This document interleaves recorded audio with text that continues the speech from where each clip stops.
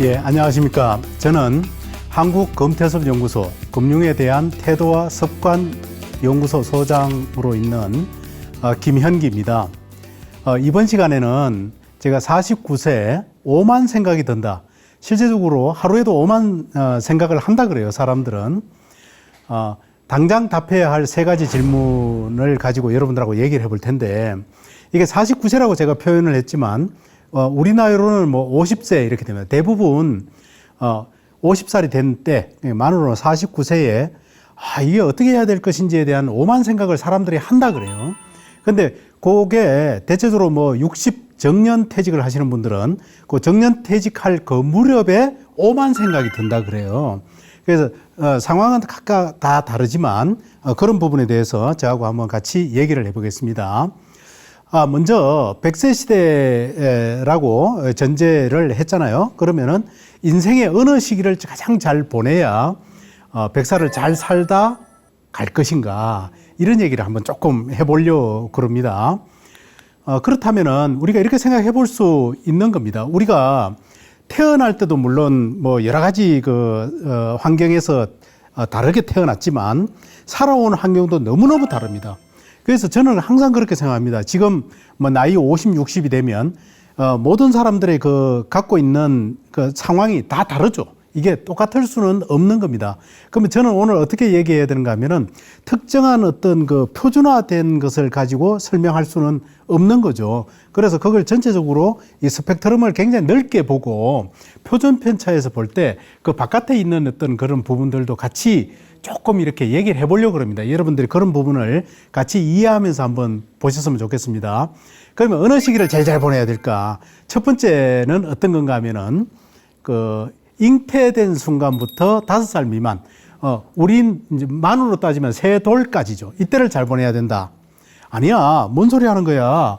그게 아니고 학교 생활을 잘 하고 사회에 나왔을 때, 그때 한 10년, 그때를 잘 보내. 그때 어떨까요? 내가 직업도 구하고 결혼도 하잖아요. 이거 너무너무 중요해. 그때를 잘 보내야 돼. 아니야, 뭔 소리 하는 거야. 내가 60에 정년퇴직을 한다고 보면은 그 전 10년을 잘 보내야 돼. 물론 뭐 일반 근로자들 같은 경우는 그 전에 이렇게 주된 직장에서 나오기도 하지만, 아니야, 60에 정년퇴직한다면 그 이후 10년을 잘 보내야 돼. 뭘 또 그런 소리를 해. 잘 살다가 마지막 10년을 잘 살아야지, 이렇게 얘기할 수 있습니다. 그럼 제가 이제 물어봅니다. 이 중에 어느 시기를 제일 잘 보내야 100살까지 잘 살다 죽을까요? 이렇게 묻죠. 그러면은 사람들이 흔히 어떻게 하는가 하면은 자기 나이에다가 다 막 찍어요. 내가 뭐 55살인데 하면 저기 중년기가 중요해요. 막 이렇게 얘기하거든요. 근데 의외로 저는 뭐라고 얘기하는가 하면은 제일 중요한 건 뭔가 하면은 잉태된 순간부터 5살, 세 돌까지가 중요하다라고 얘기합니다. 그래서 정말로 그런가, 이 보면 박경숙 박사는 문제는 무기력이다 하는 그 책에서 뭐라고 얘기했는가 하면은 학대, 방치, 강압적인 환경, 이런 것이 어린 그 상황에서 있으면 애가 죽을 때까지 무기력하게 살다 죽는데요. 그러니까 우리 사회에서 여러분들 보시면 뭐 유치원이나 뭐 어린이집에서 일어나는 많은 일들이 왜 문제가 되는가 하면은 단순한 그게 문제가 아니고 애가 평생 무기력하게 살 수 있다는 것 때문에 문제가 되는 거예요.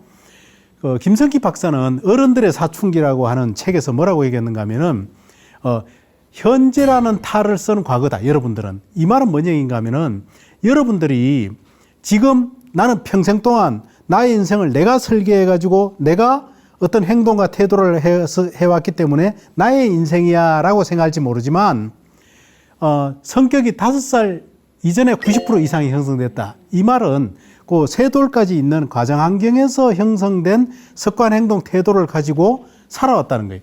여기에서 중요한 포인트는 거기에다가 세상을 살아가는 기술, 테크닉, 그것만 조금 얹어서 이렇게 내가 살아왔다는 거죠.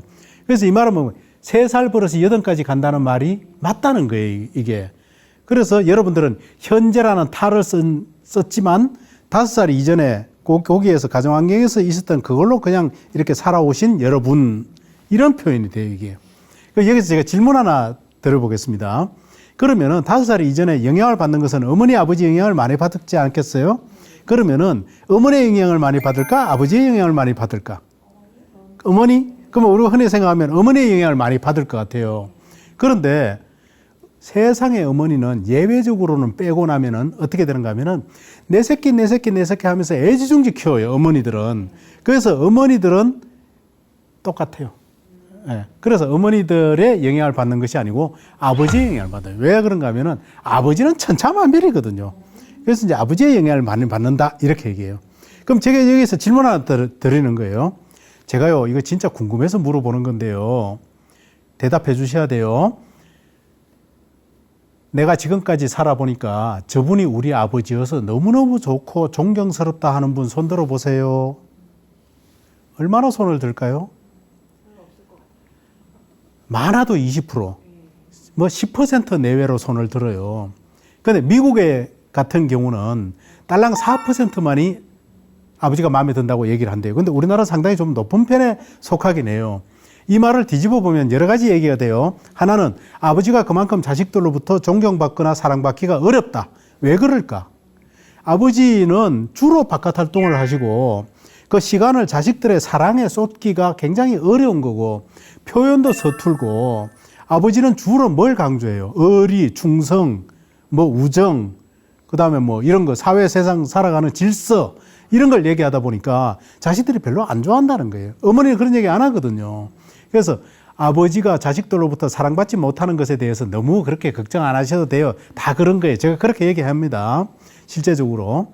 근데 여기서 또 중요한 여러 가지 포인트가 있을 수 있는데 그래서 여러분들이 가정환경과 관련된 부분을 시간이 지났을 때 한번 살펴볼 필요가 있는 거죠.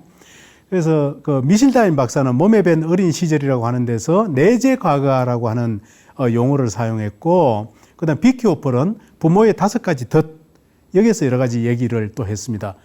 그다음에 존 브래드 쇼는 상처받은 아이 내면 치유라고 하는 책, 또 그 심리 치료를 하고 있는 이성욱 박사는 천일의 눈맞춤이라고 얘기를 해서 이 책을 보면은 뭔 얘기가 나온가 하면은 태어나서 천일이 중요하다. 여기 3년이거든요.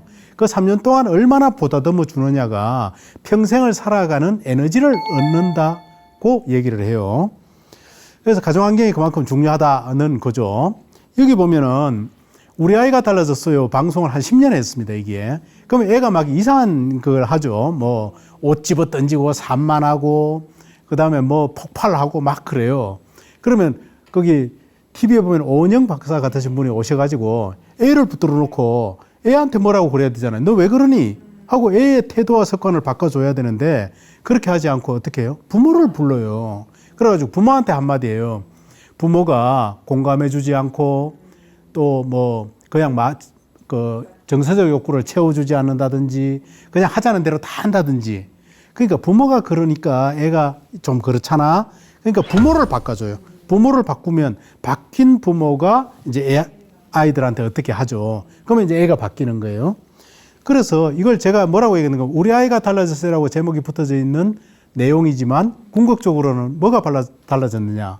부모님이 달라진 거예요, 사실은. 그래서 부모님이 영향을 미친다. 공지영 작가의 책 제목입니다. 사랑은 상처를 허락하는 것이다.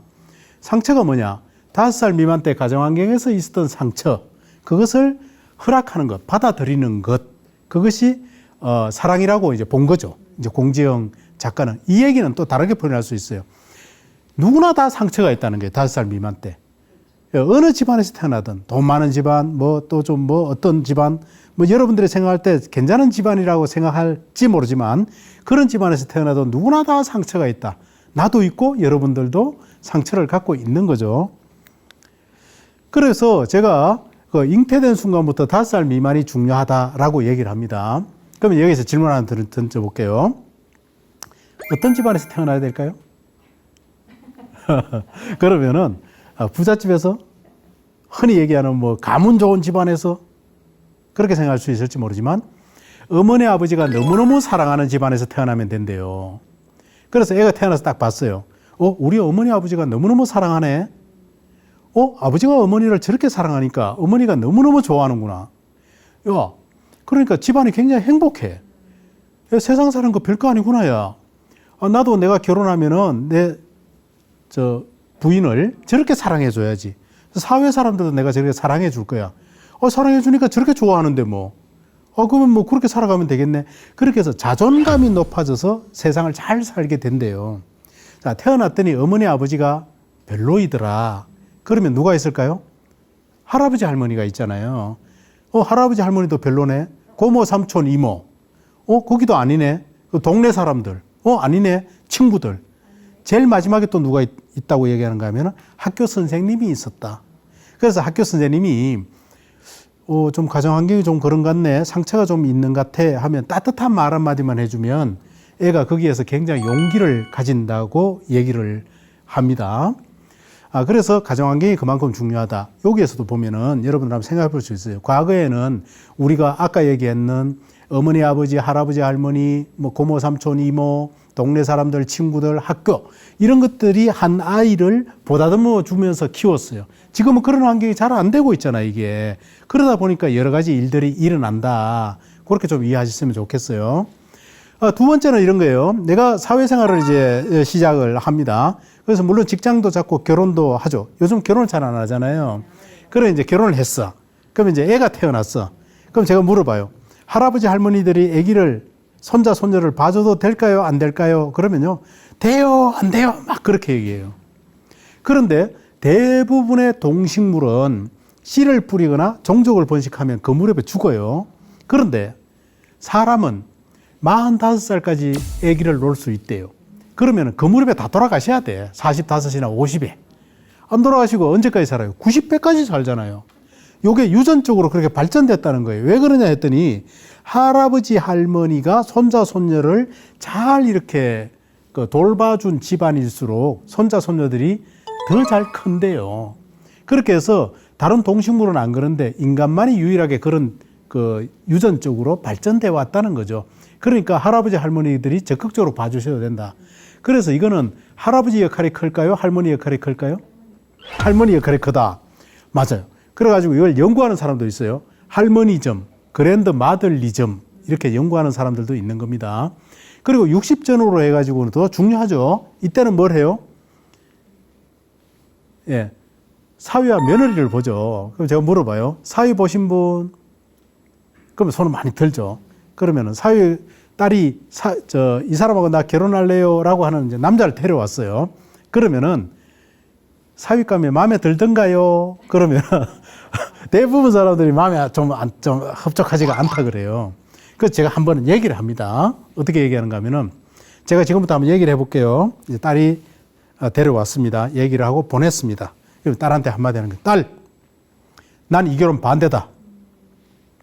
왜냐하면은 내가 데려온 그 남자가 용모준수하고 뭐 직장도 그렇고 특히 너를 너무너무 사랑하는 것 같아. 이건 정말 마음에 들어.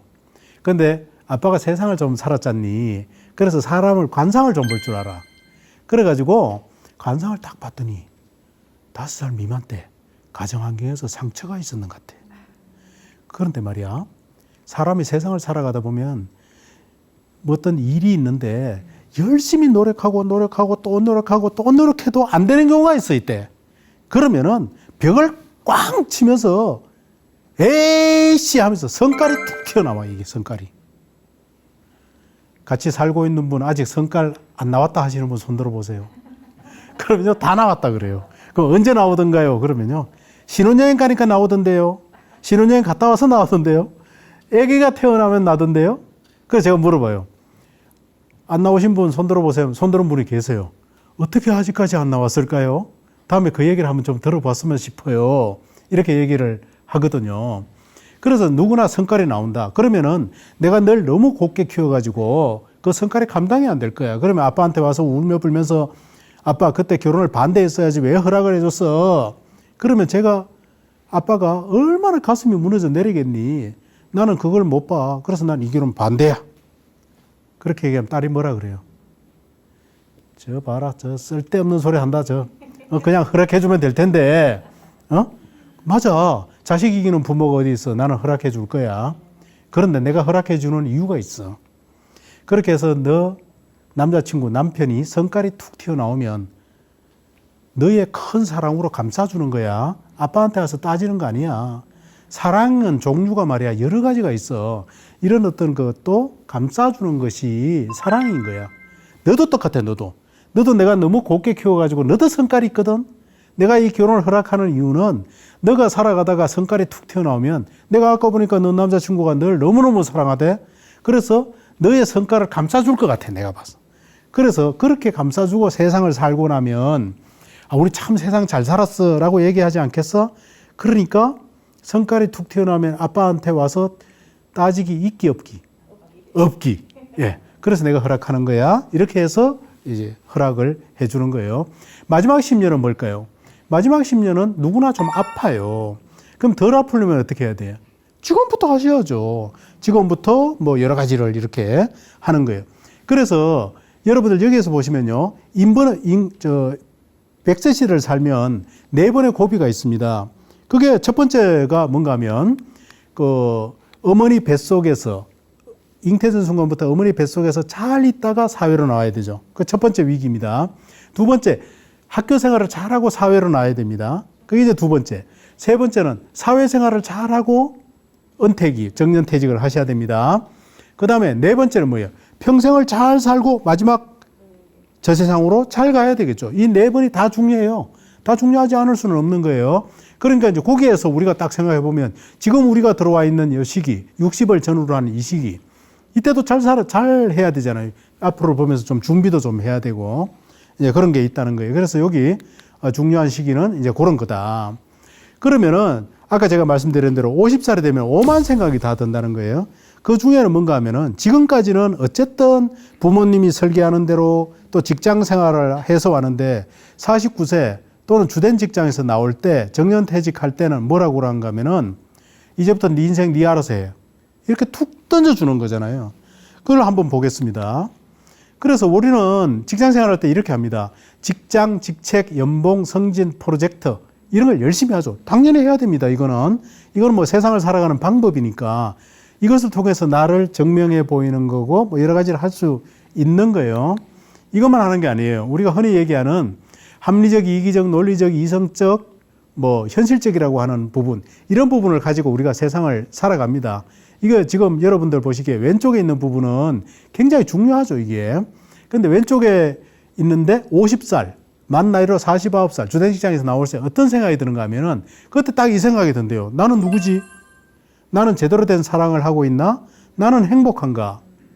이런 생각이 훅 치고 들어오고요.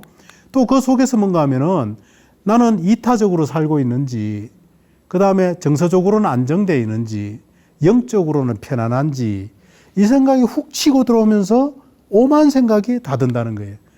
왼쪽은 뭔가 하면요. 직장, 직책, 연봉, 승진, 프로젝트 등등은 소유, 관계, 물질적, 객관적인 거예요. 이거는 100명 있으면 100명을 줄을 세울 수 있다고 봐요. 사람들 그렇게 생각하거든요. 근데 비교하는 거죠, 이게. 비교하는 삶이에요. 오른쪽에 있는 건 뭔가 하면요. 이건 완전 주관적이에요. 100명이 있으면 100명이 다 잘 될 수 있는 거고, 누구나 받아들이기에 따라 가지고 세상을 다르게 볼 수 있는 것이죠. 여기서 하나 짚고 넘어가겠습니다. 직장이 뭐예요? 여러분, 직업은 뭘까요? 직업이 갖고 있는 의미는 이런 게 있습니다. 첫째, 직업은요, 나의 시간을 관리해주고 통제해주는 장소예요. 첫 번째, 직장은. 두 번째, 나의 인맥을 유지시켜주거나 확장시켜주는 조직. 세 번째, 누구세요 하면 주는 명함 있잖아요. 나를 표현해주는 명함이에요, 직장은. 네 번째, 사회적 쓸모. 내가 이렇게 사회나 여러 가지로 뭐 가정도 그렇지만은 쓸모가 있어 하는 그 쓸모라고, 사회적 쓸모라고 하는 게 자존감이에요. 이 자존감, 이 네 개가 직장이 가지고 있다 봐요. 여러분들이 생각할 때는 내가 직장 다닐 때 스트레스밖에 안 받았어 막 이렇게 생각하실지 모르지만 실제적으로 직장이 갖고 있는 의미는 장소, 조직, 명함, 자존감, 이 네 가지를 갖고 있는 거예요. 그러면은 오만 생각이 들 그 무렵에 내가 이걸 하지 않고 나오면 은퇴하고, 그러면은 노년 노후 은퇴 후에 장소, 조직, 명함, 자존감은 뭘로 가져갈 것인가 하는 생각은 물론 해줘야 돼요. 그거는 맞는 것이지만은 우선 치고 들어오는 거는 그 세 가지 질문이 이거라는 거예요. 나는 누구인가? 나는 제대로 된 사랑을 하고 있는가? 나는 행복한가? 이 세 가지가 훅 치고 들어온다는 거죠. 그래서 한번 여러분들이 생각을 해봐야 되는데, 나는 누구일까요? 여러분들은, 제가 볼 때는요, 여러분들은 여러분이 아니라, 자체가 아니라고 아까 말씀을 좀 드렸어요. 왜냐하면은 나는 3살, 3돌까지의 가정환경에서 만들어진 습관, 행동, 태도로 지금까지 살아온 나였지, 진정한 나라고 표현할 수 있는 부분이 그게 많지 않을 수 있는 거거든요. 그래서 한번 질문을 들어보면은, 누구세요? 했을 때 이 자리에 서가지고 나를 한번 표현해 볼 수 있어야 되는데, 근데 조건을 몇 개 붙여보는 거죠. 그게 뭔가 하면은 회사 직책, 다른 사람과의 관계, 그 다음에 집, 뭐 이런 걸 빼고 한번 표현해 보세요, 자기를. 그 다음에 이름, 누구누구의 아들, 아버지, 남편, 삼촌, 고모부, 뭐 그죠, 이모, 뭐 고모 등등을 빼고 나를 한번 표현해 봐라. 그죠? 그 다음에 나의 묘비명으로 무엇을 쓸 것인가, 이걸로 한번 표현해 봐라.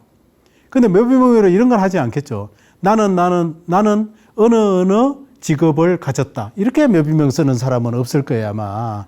그죠? 그런 걸로 묘비명 쓰지는 않겠죠. 그러니까 묘비명으로 쓸 거는 어떤 건가. 그 다음에 나는 누구인가는요, 지금까지는 내가 이렇게 뭐 사회적으로, 가정적으로 이렇게 살아왔지만 나는 지금부터 나로 살 거야 하는 욕망을 좀 이렇게 갖고 있는 거고, 여기에서 중요한 거는 뭔가 하면은, 내가 지금 하고 있는 어떤 행동이 진짜 어린 시절에 그때 배운 습관, 행동, 태도로 특히 아버지를 닮는다 그래요. 아버지를 미워하면서 아버지를 닮는다는 거죠, 이게. 그렇게 하고 있는 것은 아닌지 이렇게 뒤돌아봐야 되고, 그러면 나는 누구로부터 왔으며 조상이 있을 거고, 그 다음에 나는 지금 어떻게 살고 있고, 나의 후손들은 나를 또 어떻게 생각할 것인가, 이렇게 역사적 관점에서 나도 좀 들여다봐야 되지 않겠어요, 그죠? 그렇다. 그래서 여기 이제 윤태성 교수가 이런 것을 하기 위해서는 용기가 굉장히 필요하대요. 이거 하려면은 용기가 좀 필요한 거잖아요. 그런 어떤 관점을 한번 들여다봐야 된다는 얘기를 한 겁니다. 자, 여기서 오늘 저는 중요한 얘기를 몇 가지 해보려고 합니다. 나는 누구인가를 아까 역사적 관점에서 좀 보자 그랬는데, 먼저 내가 누구인가를 알려고 하면 5살 미만 때 가정환경이 어땠는지를 알아야 되고, 그 가정환경에서 내가 영향을 받은 거는 아버지의 영향을 많이 받았으니까, 여기에다가 아버지를 한번 모셔보겠습니다. 제가 아버지를 딱 모셔서, 물론 돌아가셨을 수도 있고 계실 수도 있습니다. 근데 이제 아버지가 계시다고 생각하고 제가 얘기를 하는 거예요. 아버지, 그때 왜 그러셨어요? 저한테 좀 따뜻하게 대해 주시지. 그때 저들한테 좀 사랑도 좀 듬뿍 주시고 함께 시간도 많이 보내주셨으면 제가 좋은 습관과 태도를 가지고 이 세상을 잘 살았을 텐데, 그때 왜 그러셨어요, 아버지? 하고 이제 아버지한테 좀 따져봅시다. 그러면서 제가 이제 술도 한 잔 이렇게 했다고 가정해 볼게요. 그래가지고 아버지한테 막 합니다. 10분, 20분, 30분, 40분. 경우에 따라서 1시간, 2시간도 할 수 있겠죠. 계속 했습니다, 이제. 하다 보면 어떤 생각이 들까요?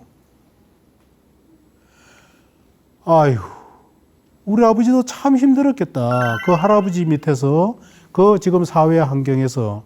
근데 내가 가만히 생각해 보니까 우리 아버지는 너무너무 열심히 일을 해가지고 우리한테 사랑을 줄 시간이 없었구나.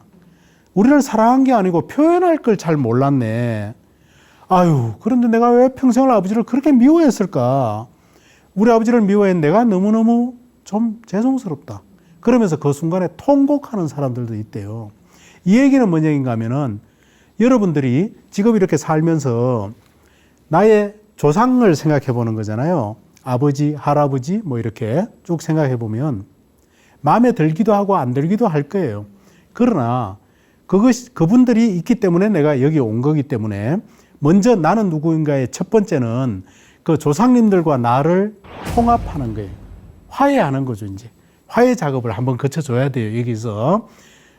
물론 뭐 마음에 안 들 수 있지만, 그래도 나의 부모님이고 하면서 거기에서 어떤 뭐 선도 좀 긋고 하면서 포용해야 된다, 조상님들을. 그런 과정을 한번 해야 돼요. 두 번째는 여기에다가 김현기 아바타를 딱 세우는 거예요. 그래서 이제 현기한테 말을 거는 거예요. 현기야, 지금까지 살면서 참 힘들었지. 직장 생활도 힘들고 돈도 잘 안 됐을 거야. 근데 현기야, 그건 너 잘못 아니야. 왜냐하면은 5살 미만 때 가정환경에서 그 부모님이 그렇게 쭉 해서 그게 습관, 행동, 태도로 만들어져 가지고 살아왔기 때문에 그런 거거든. 부모님 잘못이지 너 잘못 아니잖아. 이렇게 이제 저한테 얘기를 하는 게 말을 거는 거죠. 그런데 말이야. 그래도 부모님을 받아들이고 그래도 말이야. 앞으로 40년, 50년 더 살아야 돼. 그런데 지금 갖고 있는 습관, 행동, 태도로 살면 똑같이 세상을 사는 거니까 얼마나 힘들겠어. 그렇게 살지 말고 우리 어떻게 할 건가 하면은 그 갖고 있는 습관과 태도 중에서 이런 건 조금만 바꿔서 살자 하면서 김현기를 살살 달래가지고 이제 좀 바꿔서 살아야 돼요. 요 얘기는 뭔가 하면은 지금까지 살아온 환경에서 뒤돌아보니까 후회도 많이 되고 어떤 경우에는 정말 원수 같은 사람도 있잖아요. 나를 어떻게 그렇게 괴롭혔을까. 그러면은 그 원수 같은 사람하고 화해는 둘 다 있어야 되니까 화해하기는 어렵지만 용서해 줄 수 있잖아요.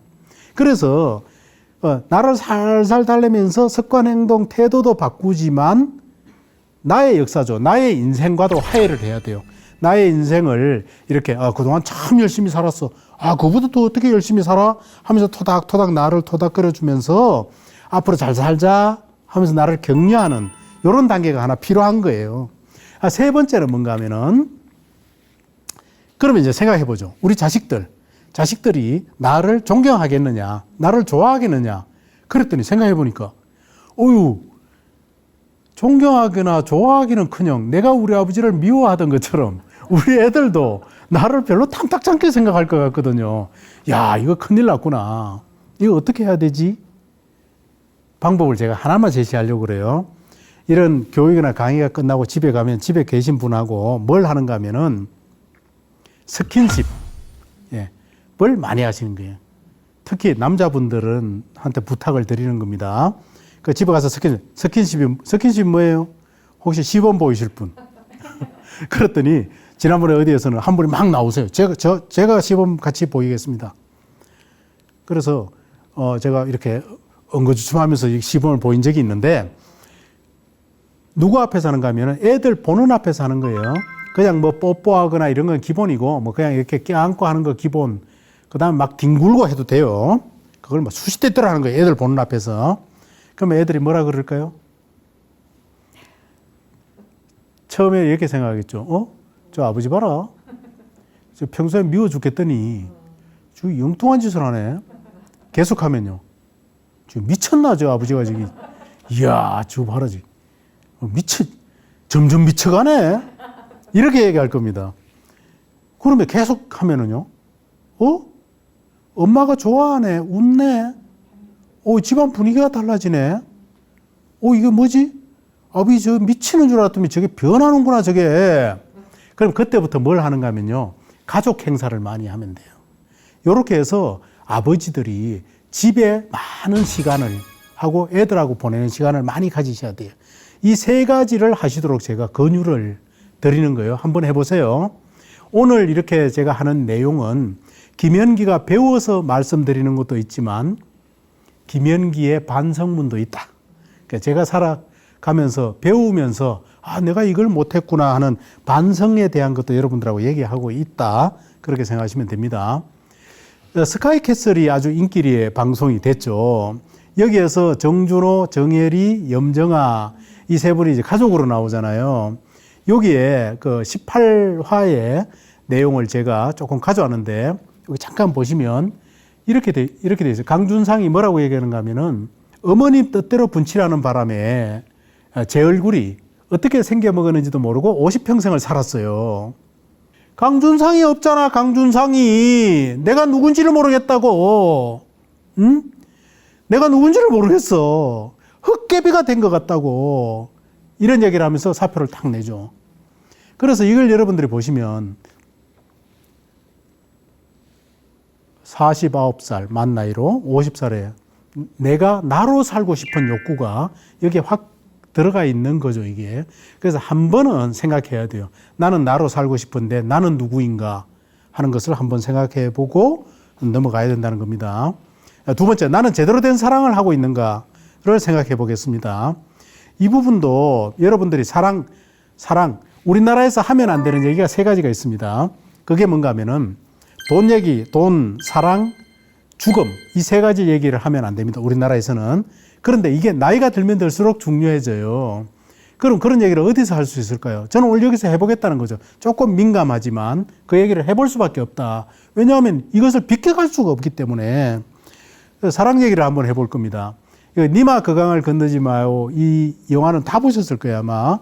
여기에 조병만 할아버지하고 강계열 할머니는 76년을 같이 살았어요.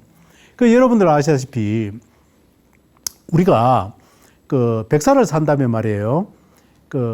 만약에 과거에는 20살에 결혼을 해도 60, 70에 다 돌아가셨어. 이분들은 이제 오래 사셨지만은 그러면은 결혼 생활을 한 40년, 50년 유지하면 끝나요. 지금 뭐 결혼도 잘 안 하려고 하지만 30살, 35세 결혼했다 하더라도 90, 100살까지 살면요. 거의 70년 이상을 같이 살아야 되거든요. 그래서 제가 물어봐요. 좋으시겠습니다.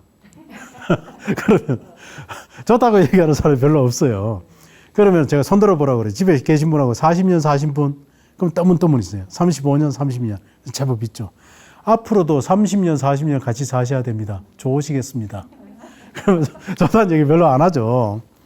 그래서 제가, 이게 제가 직접 찍은 사진인데 어느 날 한강공원에 나갔더니 이렇게 앉아 있는 거예요. 그러니까 여기 보시면요.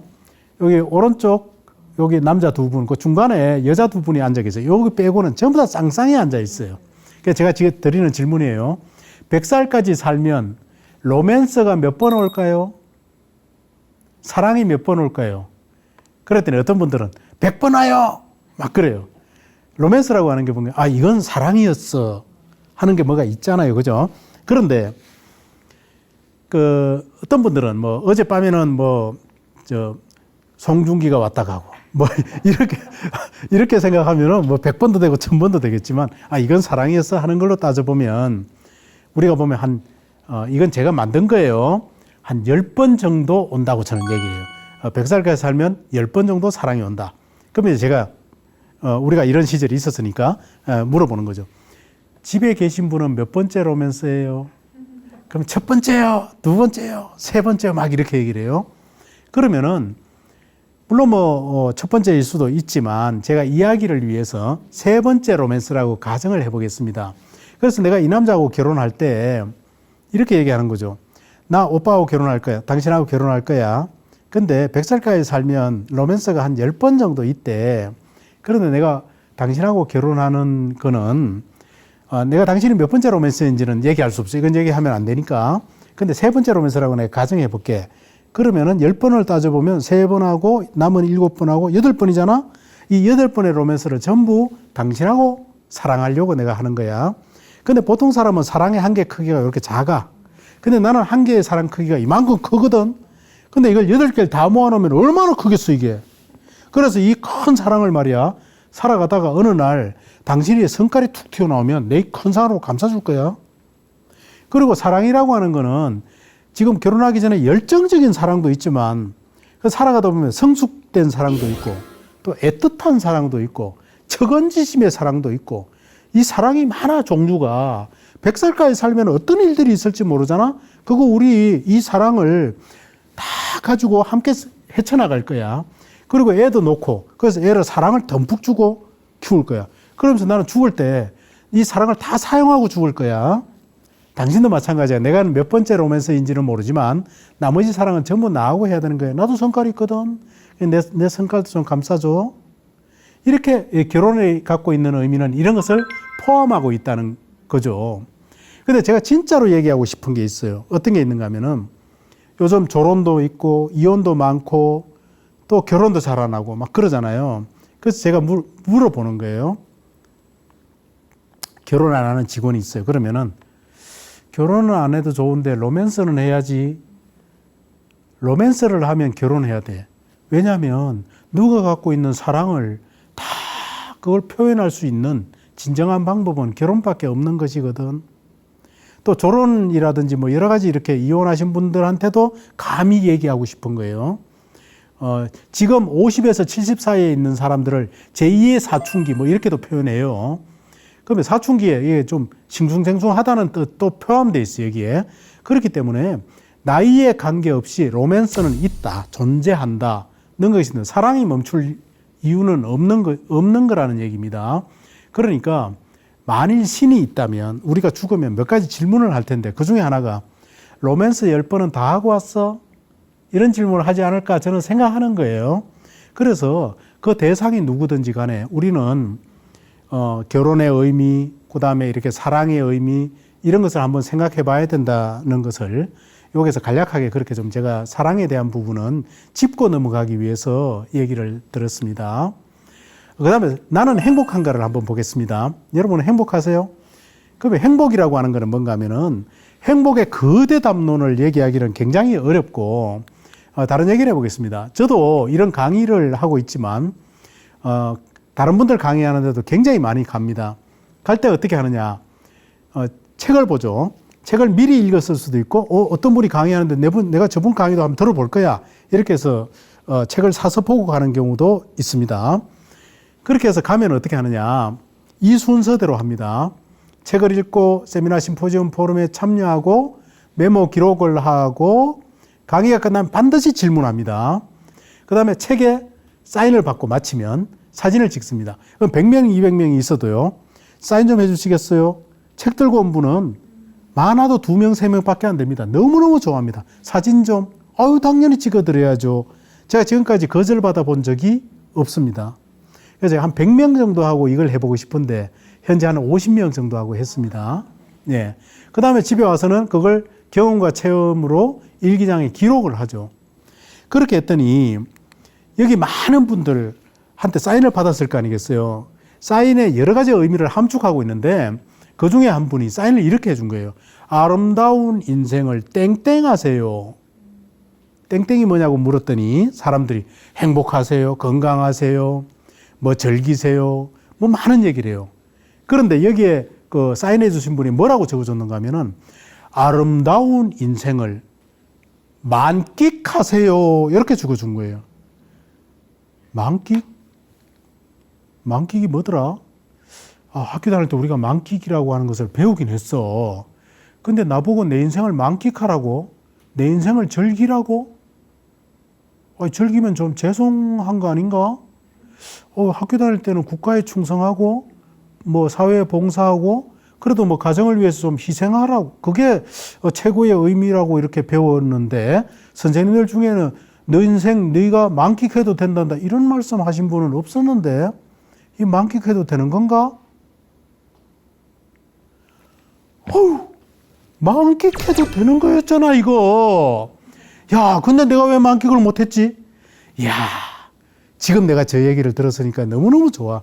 지금부터 좀 만끽 좀 해야 되겠다. 이 생각이 훅 들어오는 거예요, 이제.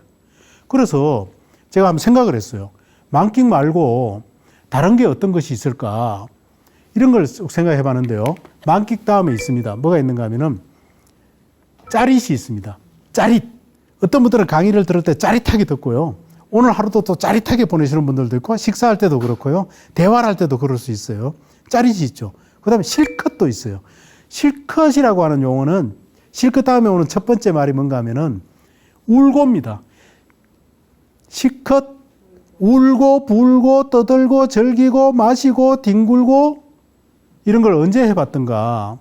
특히 우리는 우는 데 익숙하지 않아요. 많이 울어야 되는데. 문상을 가서도 많이 울어야 되는데 우리는 가보면 뭐라고 울음을 그치도록 만들어 놨어요. 그래서 저는 어떻게 하느냐. 조금 술을 조금 과하게 먹더라도 한잔하고 다시 가서 웁니다. 다시 가서 운다. 실컷 울면 이렇게 해소가 되는 거예요. 그래서 여러분들이 실컷 그것이 있다. 최근에 제가 하나 더 찾았어요. 그러니까 만끽, 짜릿, 실컷 다음에 딴짓이 있어요. 여러분들 학교 다닐 때 이렇게 배웠죠. 딴짓하지 마. 학교에서 선생님들이 딴짓하지 마. 회사에서는 윗분들이 딴짓하지 마. 딴짓이 뭘까요? 딴짓이 취미생활입니다.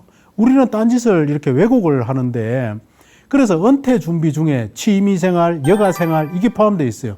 그런데 그 취미생활, 은퇴생활을 딴짓하지 마라 그랬으니까 학교 다닐 때, 회사 다닐 때 해본 적이 없어 우리가. 그거를 학교나 사회에서 딴짓을 열심히 한 사람은요. 은퇴 준비 다 끝난 사람들입니다. 지금 와가지고 딴짓 좀 해볼까? 여가 좀 해볼까? 하니까 어렵잖아 이게. 내가 뭘 좋아하는지를 모르니까. 그래서 딴짓이 있다. 그래서 만끽자리 실컷 딴짓. 제가 뭔 얘기를 하고 싶은가 하면은 행복의 거대 담론은 모릅니다. 그걸 어떻게 여기서 다 설명하겠습니까? 앞에서는 잘 모르지만 우리가 노년 은퇴 후의 삶 그리고 40년의 삶을 들여다볼 때는 행복이 뭐다? 만끽자리 실컷 딴짓이 있는 삶이 행복이다. 일단은 그렇게 정하고 가보자는 거예요. 요거를 하면 행복한 거, 요거 안 하면 좀 행복하지 못한 생활을 하는 거, 일단 그렇게 딱 생각하고 우선 살아보자는 거예요, 이게 전부는 아닐 수 있지만. 여기 보면 그 안나 루이스 스트롱이라고 하는 사람이 자기 나이가 51살이 됐던 1936년에 거기 표현을 해놨어요. 나는 평생 융단의 뒷면을 짜며 살았다. 융단이 있잖아요. 뒷면을 짜며 살았대요. 모든 시실과 날씨의 형태를 정확히 익혔지만 정작 앞면의 색감과 광택은 한 번도 못 봤대요. 이거는 그 측면만 보고 계속 살았다는 거죠. 그래가지고 내가 50살이 넘어서 딱 봤더니 내가 열심히 전문가로 살았는데 그 부드러운 광택은 못 봤네. 이런 세상도 있네 하는 걸 알게 됐다는 뜻입니다. 우리가 정육면체가 있는데 우리는 여러분들의 그 직업 쪽에서 보면은 그 중에 한 면만 사신 거죠. 내가 딱 나와서 보니까 다른 면도 있는데 그걸 모른다는 거잖아요. 또 어떤 분은 이렇게 얘기해요.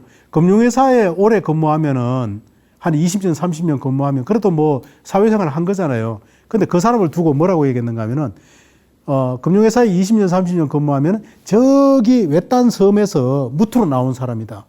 저는 여러분도 그렇다고 생각하는 거예요. 한 회사에서 평생을 근무하거나 한 직종에서 평생을 근무하다가 노년 노후 은퇴기로 넘어오면은 저 외딴 섬에서 무트로 나온 거다. 그랬더니 세상에 이렇게 부드러운 면이 있네. 내가 몰랐던 것. 그걸 빨리 알고 거기에 맞춰서 살아갈 수 있도록 해야 된다는 걸 얘기하고 싶은 거죠, 제가. 그래서 앞서서 보셨는데 메리 올리버의 여기 서문 중에 보면 이 우주가 우리에게 준 두 가지 선물이 있대요. 사랑하는 힘과 질문하는 능력이랍니다. 그러니까 제가 아까 얘기했듯이 로맨스가 10번 있다고 말씀을 드렸는데 그 사랑하는 힘은 특정인에게 있는 것이 아니고 우주가 누구에게나 다 줬다는 얘기잖아요. 이게 지금 보면 여기에 이게 함축적으로 표현되어 있구나. 그래서 여러분들이 나는 누구인가, 그 다음에 나는 제대로 된 사랑을 하고 있나, 나는 행복한가, 이런 것을 생각하시면서 제가 오늘 마무리를 해보려고 그럽니다. 흔히 이렇게 얘기합니다. 여러분들은 100살 이상 사실 거거든요. 그러니까 건강하셔야 돼요. 끝! 이렇게 얘기합니다. 그러면은 제가 아까 서두에도 말씀드렸듯이 100살까지 살고 싶기는 하세요? 살기 싫은데요. 그래서 만약에 90살 정도 되신 어르신들한테 한번 물어보겠습니다. 제가 직접 물어봤습니다. 물어보니까 90살 이상 이렇게 사시니까 참 좋죠. 그러니까 뭐라 그래요? 좋기는 지겨워서 죽겠어. 심심해. 뭐 이런 얘기 하시거든요. 그래서 저는 거꾸로 얘기해 보려고 합니다. 여러분들은 100살 이상 사셔야 되고 건강하셔야 됩니다. 왜? 10번의 사랑을 하셔야 되거든요. 10번의 사랑을 하려면 어떻게 해야 돼요? 100살까지 살아야 10번의 사랑을 다 채우겠죠? 사랑하는 사람은 다 건강합니다. 로맨스 하는 사람이 건강하지 않은 사람 보셨어요? 두 번째, 나는 진짜 호기심이 끌어넘쳐가지고 배우고 싶은 게 있을 거예요. 그게 러닝이라고 표현하는데 그거 배우려면 어떻게 해야 되겠어요? 아침에 일어나셔가지고 이렇게 준비하셔가지고 이 자리까지 오셔야 되고 또 뭐 기록도 하셔야 되고 질문도 하셔야 되고 하셔야 되니까 어떻게 하셔야 돼요? 100살까지 살아야 되고 건강하셔야 배우시겠죠. 세 번째, 정말 하시고 싶은 일이 있을 겁니다. 그걸 명함으로 표현해 보세요. 그래서 그 하고자 하는 일을 하려면 어떻게 해야 돼요? 100살까지 살아야 되겠죠. 일하고 싶은 사람은 어떻게 해야 돼요? 건강해야 되잖아요. 그러니까 이런 어떤 관점에서 왜 내가 오래 살아야 되고 건강해야 되는지를 알아야 되는 것인데 우리가 거기에 대한 숙고를 별로 안 하는 거죠. 그죠? 그래서 오늘 제가 49세 오만 생각이 다 든다. 세 가지 질문의 답을 해야 된다고 말씀을 드렸는데 그러한 관점에서 사랑과 배움과 또 일 관점에서 나는 100살을 살아야 되고 건강해야 된다. 이제 그런 이유들을 여러분들이 한번 생각해 보는 그런 시간이 되셨기를 바랍니다. 감사합니다.